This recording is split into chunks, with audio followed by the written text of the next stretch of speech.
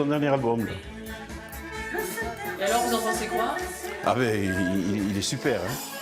Chez Marinette et Jojo, la musique de Sylvie Pulès est une véritable passion. Impossible pour le couple d'y résister. Pour danser, elle est sensationnelle. Elle est rythmée, elle a le tempo. C'est votre petit moment de bonheur? Ah, tout oui, à fait, oui, tout à fait. De petits moments de bonheur que Marinette et Jojo cultivent depuis des années avec une fidélité à toute épreuve. Là, c'est son premier Olympia. Là, c'est le Balajo. Toute la discographie de Sylvie Pulès est là, de ses débuts sur cassette VHS jusqu'aux dernières clés USB. Le folklore, pour nous, on a encore une génération où on aime le folklore.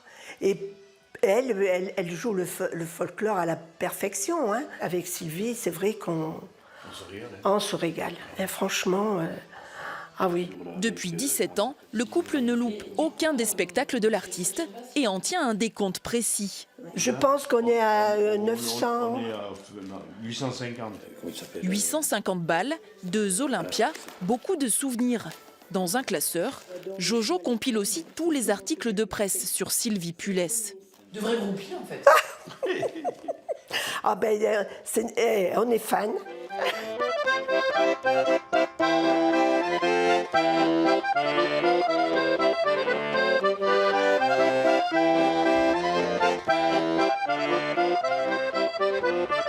C'est sur un air d'accordéon que Sylvie Pulès nous accueille dans la maison familiale de Paulinck, dans le Cantal. Un air de bourré qui a fait son succès. Ça, c'est la bourrée de Pierrefort.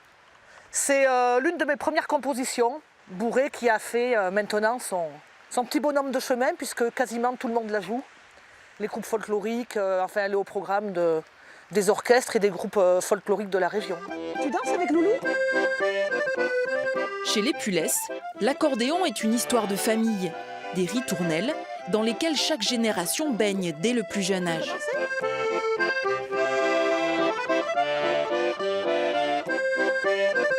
Mon grand-père jouait de l'accordéon, mon père,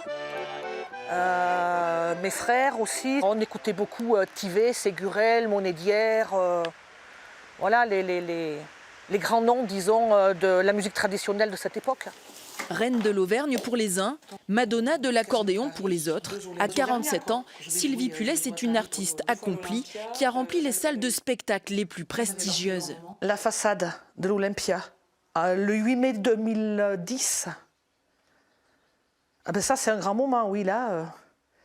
C'est voir son nom sur la façade de l'Olympia, ça fait bizarre.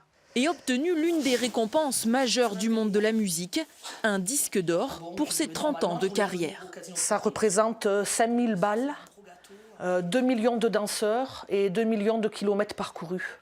C'est beaucoup d'années de travail et puis de musique et de bonheur auprès de mon public et puis de mon accordéon.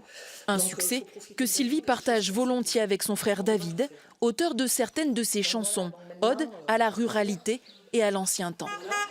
Mais chez les Pulès, le calme est souvent de courte durée. Cet après-midi-là, Colette et Pierrot sont de passage. Bonjour ma chérie. Ils suivent Sylvie sur tous ses spectacles à plusieurs centaines de kilomètres à la ronde. Pour ça, ils ont investi dans ce camping-car, devenu le point de ralliement à chacune de ses sorties. On fait la balance, le son, après quand on est prêt, l'apéro au camping-car avec tous les fans. C'est vrai, c'est la tradition, ça? Ah oui, c'est la tradition. C'est vraiment super. Des fans qui forment une communauté soudée grâce au second souffle que leur a souvent donné Sylvie. On dansait plus du tout, et puis là on s'y est remis, voilà, grâce à elle. On s'est remis à danser, on a aimé ton rythme à toi. On a rajeuni de 20 ans, Et, voilà. et on n'a plus mal nulle part. Alors que Colette et Pierrot reprennent la route, pour Sylvie et sa nièce Célia, les répétitions commencent. On tape dans les mains. Hey. Car dans quelques jours, la petite fille montera sur scène avec sa tante à l'occasion d'un grand concert parisien à l'Alhambra pour fêter 35 ans de carrière.